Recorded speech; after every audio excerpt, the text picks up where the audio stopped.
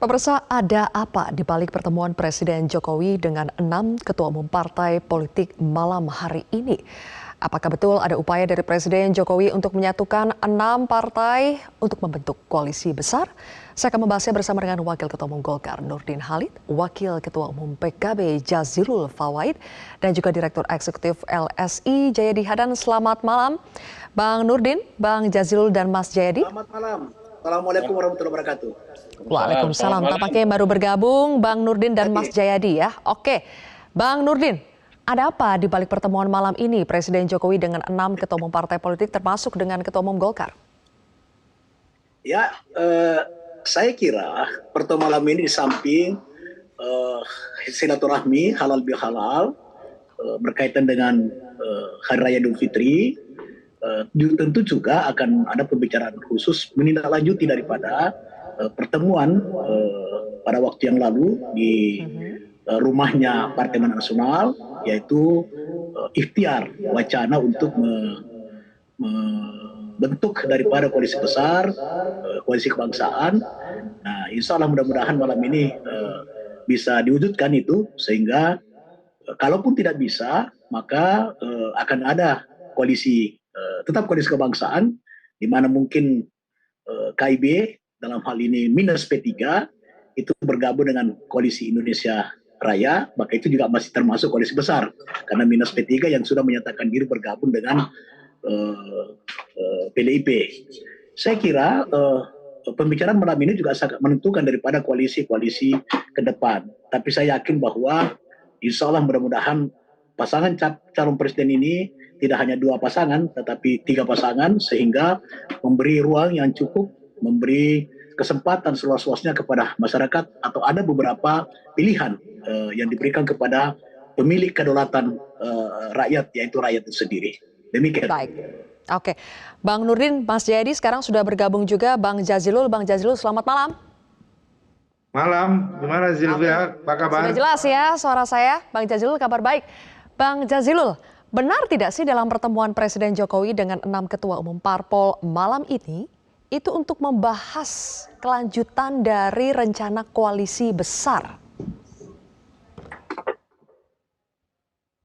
Saya belum bisa mengupdate soal agenda pertemuan pada malam hari ini. Yang jelas, ini pertemuan silaturahim pasca Lebaran dan diikuti oleh para ketua umum yang kebetulan para ketua umum parpol yang memang pendukung Pak Jokowi.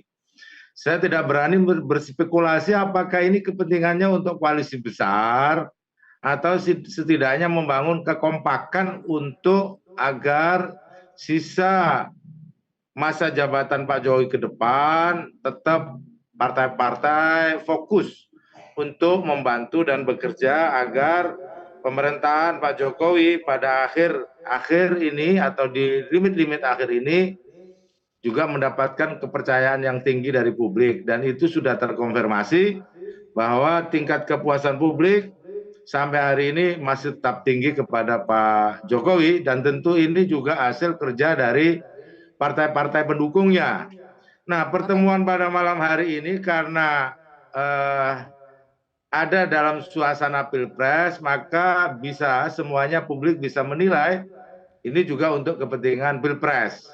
Nah, kebetulan yang hadir ini ada 2 partai koalisi, kalau menurut saya 2 koalisi, 1 koalisi KIB, 2 koalisi Kebangkitan Indonesia Raya.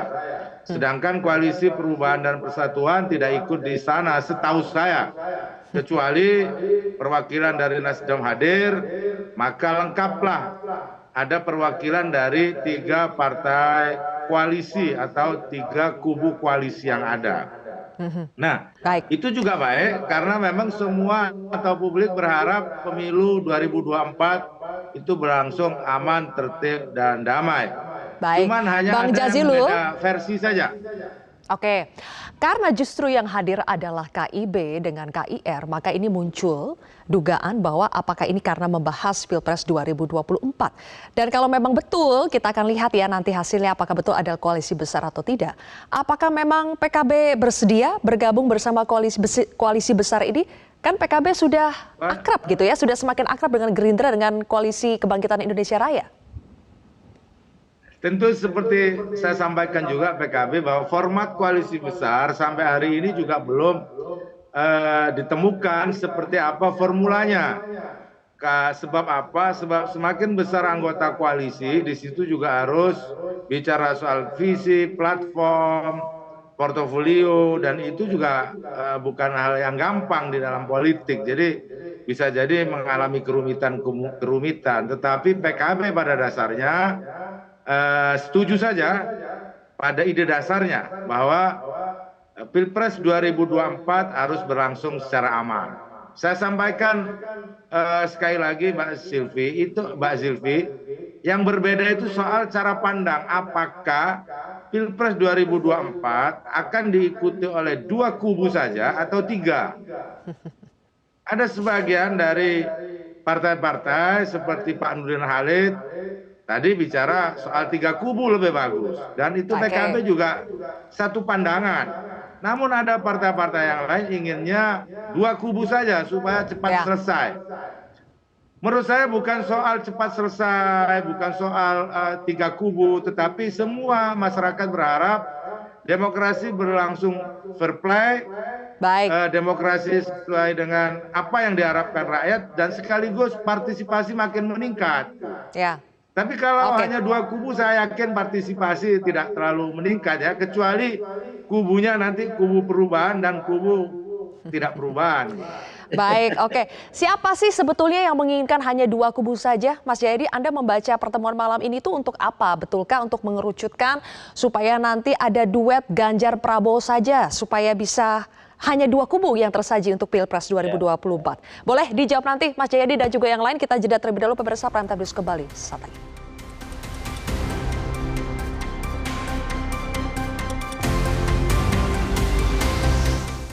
Baik, kembali lagi dalam perbincangan di Prime Time News. Mas Jayadi, Anda membaca maksud pertemuan malam ini apa? Betulkah ada keinginan dari Presiden Jokowi untuk membentuk koalisi besar dan lebih spesifik lagi untuk menduetkan Ganjar dengan Prabowo Subianto? Iya, kalau pihak yang menginginkan 2 kubu saja yang maju di Pilpres 2024 itu, kan kita pernah mendengar di media ataupun di pernyataan langsung ya. Saya kira misalnya saya pernah mendengar juga membaca di media Pak Hasto misalnya dari PDIP menginginkan sebaiknya 2 kubu saja. Nggak tahu Gus Jazil pernah dengar apa enggak gitu. Saya kira pernah juga. Demikian juga dengan pernah Pak. Ya kan, Bang Nurdin. Jadi ada benar, saya bisa mengkonfirmasinya itu kalau berdasarkan berita. Demikian juga, karena Pak Jokowi itu dari PDIP, maka kan mungkin Pak Jokowi juga punya keinginan yang sama, kan gitu. Nah, karena itu menjawab pertanyaan Zilvi tadi, jadi saya kira pertemuan malam ini salah satu agendanya adalah menjajaki kemungkinan untuk menyatukan 6 partai ini dalam satu kubu koalisi untuk memasangkan atau mengajukan satu capres-cawapres saja, gitu kan? Saya kira boleh-boleh aja ada keinginan itu kan. Tapi soal pertama bahwa wajar saja kalau Pak Jokowi yang berupaya untuk mengupayakannya. Karena kan Pak Jokowi semua pimpinan dari koalisi pemerintahan yang 6 partai ini anggotanya, Pak Jokowi juga dekat dengan semua pimpinan partai ini, Pak Jokowi juga dihormati gitu.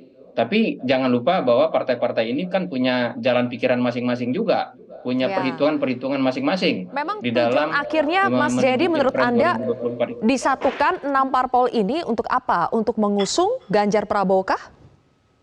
Iya, kalau misalnya menyatukan berarti kan yang paling mungkin itu menyatukan 2 capres teratas, yaitu Ganjar dengan Prabowo gitu. Itu kan begitu saya kira highest call-nya ya, target utamanya. Tapi saya kira itu tentu sangat tidak mudah dan tidak mungkin juga akan selesai malam ini ya. Paling itu masih penjajakan malam ini. Tapi kan kalau dalam perkembangannya itu tidak bisa, maka itu berarti kan paling tidak akan ada 2 kubu yang lahir dari 6 parpol ini, paling tidak ya. Tergantung sikap Golkar nanti menurut saya. Oke, Sikap baik. Golkar akan menentukan, sikap dan langkah Golkar itu akan menentukan apakah hanya akan ada dua kubu dari 6 partai ini atau bisa jadi malah 3 kubu. Begitu. Oke, langsung ya, Bang Nurdin. Tergantung sikap Golkar ini, mau jadi 2 kubu atau 3 kubu.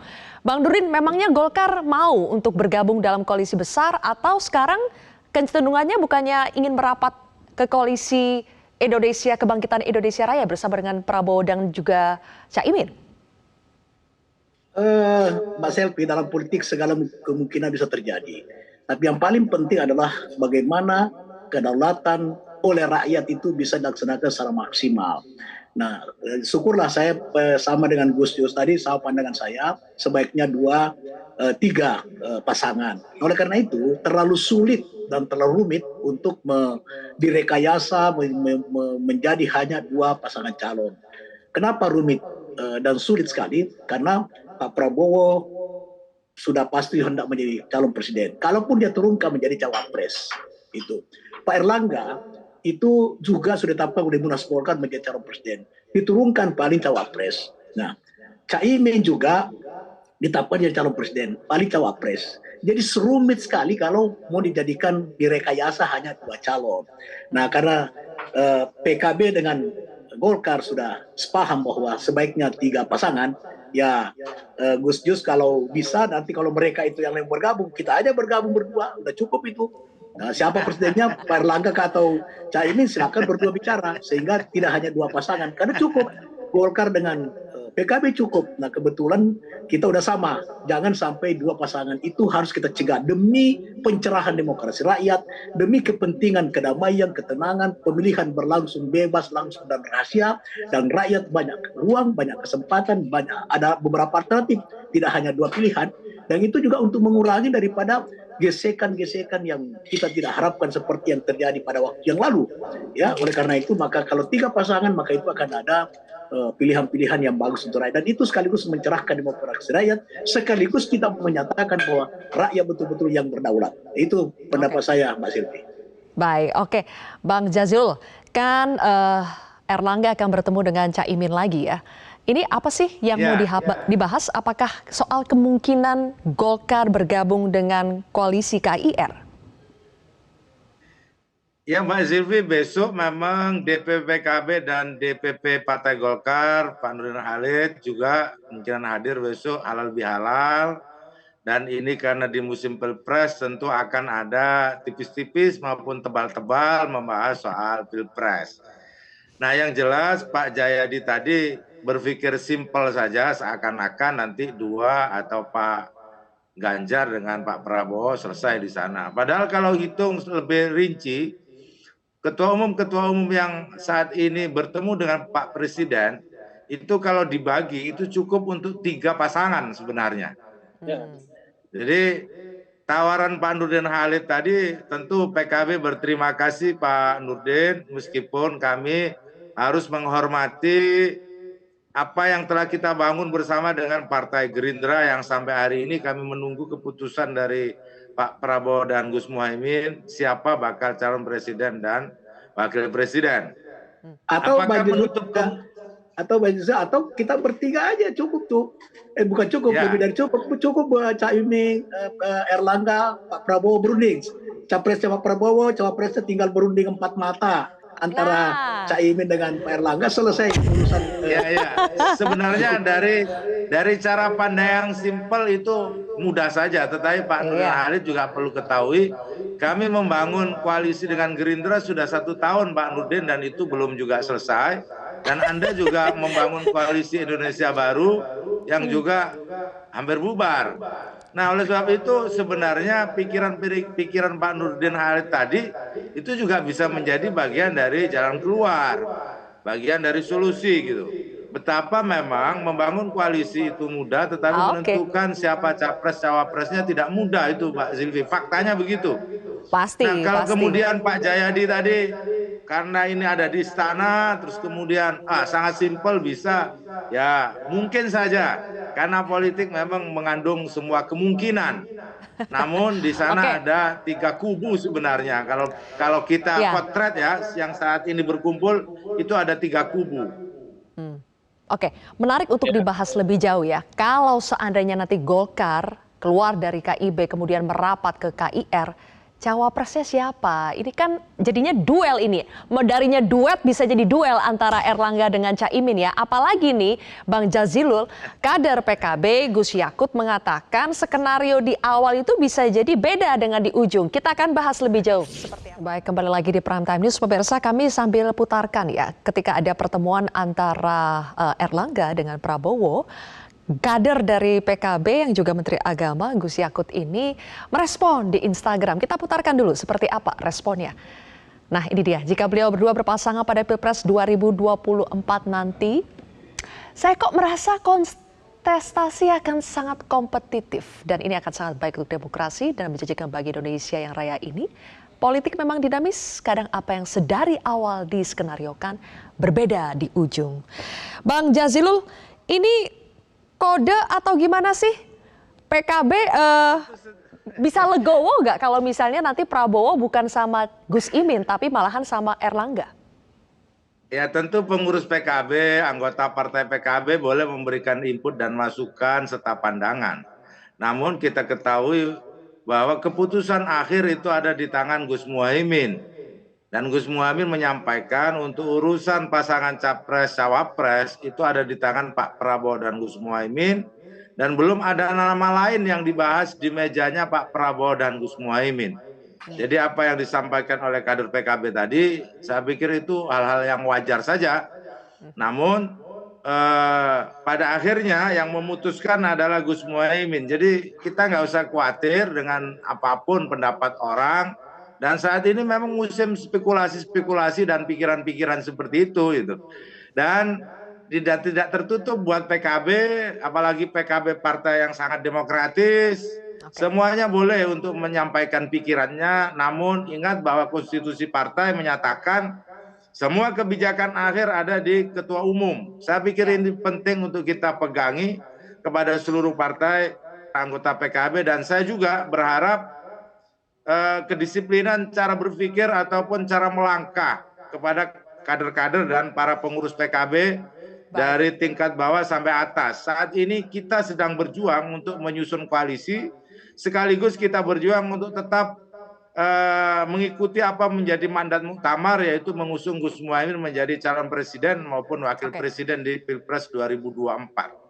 Baik. Karena variabel itulah yang sudah kami hitung yang akan bisa meningkatkan target suara kursi PKB di pemilu legislatif untuk menjadi 100 kursi. Itu Mbak Silvi. Baik, tampaknya tidak mudah itu untuk menyerahkan kursi cawapres ya, tapi Bang Nurdin. Nah itu dia. Jadi Bang Nurdin, kita tahu kalau memang PKB duluan bekerja sama politik dengan Gerindra. Jadi kalau seandainya Golkar masuk di tengah-tengah, kemudian Golkar ingin menego kursi cawapres, itu apakah kira-kira Golkar akan sanggup melakukan itu padahal sudah PKB duluan yang masuk dibandingkan Golkar? Pak Selvi, politik itu tidak berjalan di lorong yang gelap. Politik itu berjalan di lorong yang terang. Jadi di sini bukan soal terlambat dan tidak terlambat di tengah. Politik itu sampai ditanda tangan daripada format dari KPU itu baru final. Jadi selama itu bertanda tangan format dari KPU, maka itu segala kemungkinan dalam lobby politik itu negosiasi masih terus berjalan. Memang saya sependapat dengan Gus Jazilul bahwa memang ini akan sulit itu karena ada 3 partai di koalisi yang dulu dikatakan dirancang menjadi koalisi besar, itu memang capres dan cawapres, Caimin, Erlangga. Kalau Pak Prabowo sudah patut untuk capres, tidak jadi cawapres. Jadi agak sulit memang kalau ada wacana atau ada ikhtiar, ada niat untuk menyatukan koalisi besar ini menjadi hanya satu koalisi melawan koalisi perubahan, itu sangat berat karena bisa menciptakan instabilitas dalam internal partai. Nah oleh karena itu menurut saya lupakanlah orang-orang yang menginisiasi untuk hanya 2 pasangan calon. Dan Golkar juga, apalagi Pak Erlangga ditetapkan melalui Munas, itu tidak mudah. Harus melalui Munas juga yang akan memutuskan apakah Pak Erlangga jadi capres atau jadi cawapres. Mengganti capres daripada Golkar itu harus melalui Munas. Nah menetapkan Pak Erlangga jadi cawapres, misalnya kalau beliau memutuskan untuk menjadi cawapres, maka Munas harus menetapkan itu. Dan yang memutuskannya adalah Pak Erlangga. Jadi kalau di suatu saat misalnya besok atau lusa Pak Erlangga mengatakan kami tidak selain membalikan mandat kepada Munas, tidak menjadi capres tapi menjadi cawapres. Maka siapa capresnya itu diputuskan oleh Munas. Jadi tidak mudah untuk kepada orang-orang yang punya niat, punya ikhtiar untuk hanya dua pasangan calon. Menurut saya ini tidak menyehatkan demokrasi kita. Itu mengebiri daripada kedaulatan rakyat. Sementara rakyatlah yang menentukan nasib bangsa ini, rakyat yang menentukan siapa pemimpinnya, dan rakyat menjadi malaikat di bilik suara. Gitu. Oke, baik. Mas Jayadi. Penguasa sekarang bukan pakar politik.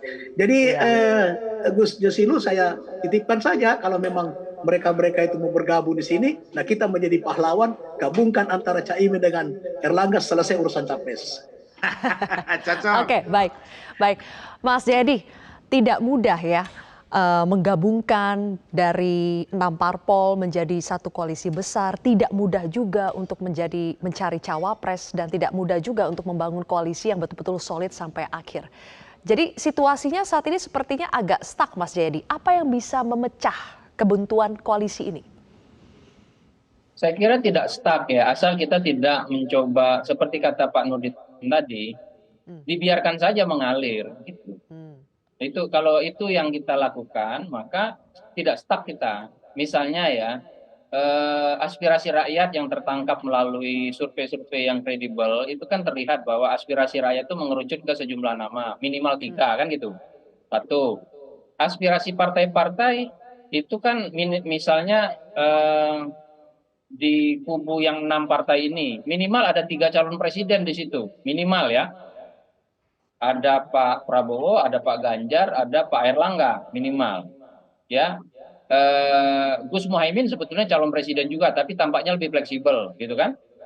Nah, jadi apa namanya, biarkanlah menurut saya itu berproses. Nanti kalau hasilnya itu 3 atau 4, ya itu bagus-bagus saja. Saya senang sekali mendengar pernyataan dari Gus Jazil maupun Pak Nurdin Halid tadi. Ya. Itu yang akan membuat demokrasi kita menjadi indah gitu. Jadi kita jangan menganggap lebih dari 2 kubu atau 3 pasang 4 pasang itu sebagai bentuk perpecahan, tapi itu kan kita tetap bersatu kok walaupun kita berkompetisi kan gitu. Jadi memandangnya harus begitu. Jadi dibiarkan saja menurut saya. Tapi kan begini Mas Jayadi, yang dicurigai ingin membuat ini hanya 2 pasangan saja itu kan tidak main-main, itu Presiden Jokowi begitu. Dan kita lihat juga keterlibatan Presiden Jokowi untuk Pilpres 2024 sulit dipungkiri. Apakah itu Anda membaca pergerakan Presiden Jokowi ini memang beda dibandingkan dengan presiden-presiden sebelumnya menuju Pilpres? Iya, presiden sebelumnya kan cuma 1 yang mengikuti proses pemilihan langsung, yaitu Pak SBY kan, gitu. Ya memang bahasa saya itu Presiden Jokowi memang cenderung lebih aktif ya dalam menjelang masa akhir jabatannya dibandingkan dengan Pak SBY gitu. Tapi itu boleh-boleh saja sebagai sebuah aspirasi. Tapi menurut saya itu kan semua terpulang kepada partai-partai.